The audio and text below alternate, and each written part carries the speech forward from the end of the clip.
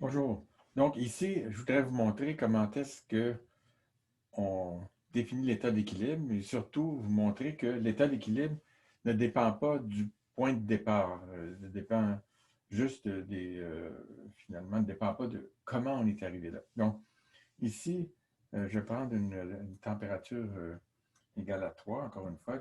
Toujours ici, on ne sait pas encore ce que c'est la température, mais donc, vous avez déjà vu des simulations pour cette température-là. Là, j'ai pris un réseau 32 par 32.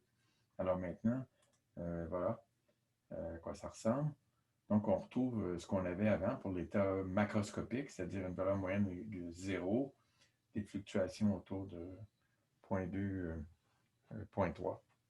Donc, si j'arrête ça maintenant, et puis que je passe à une température plus basse où il y a un ordre à longue portée, par exemple, je passe à une température, un nombre, température 2 ici. Et voilà, je repars. Ben là, vous allez voir que voilà, il y a une aimantation spontanée euh, qui est par en haut, qui est une valeur finie. On fluctue autour d'une valeur finie. Maintenant, si j'arrête ça, et puis que je remonte la température à 3 ici, et qu'on repart, vous voyez, oups, on retourne au même état qu'on avait ici. C'est un état où il y a des fluctuations, c'est sûr, mais les fluctuations sont très semblables. Ils vont d'un endroit, d'un endroit à l'autre. Et puis, bon, on peut arrêter ça, puis retourner, par exemple, à la température 2 qu'on avait avant.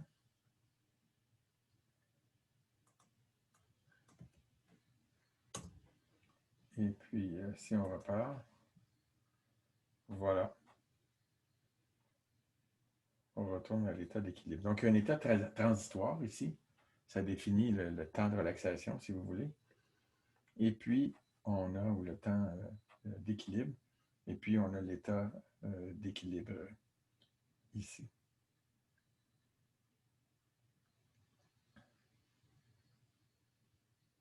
Voilà. On pourrait essayer un autre état à une beaucoup plus haute température, par exemple 5 ici. On arrête. Et puis, voilà. Vous voyez, les fluctuations sont beaucoup plus rapides ici.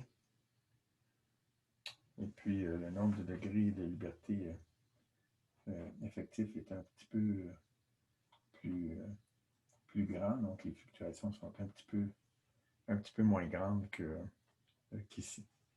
Parce que la longueur de corrélation est plus petite. Alors, si je retourne encore une fois à 3,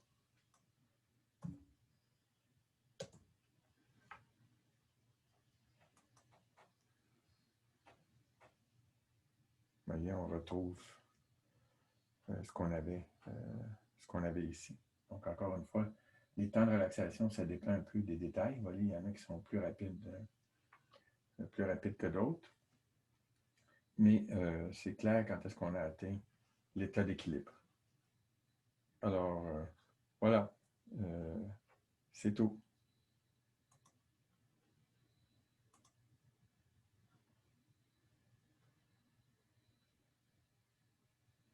Excusez, j'ai de la misère à trouver à l'arrêter.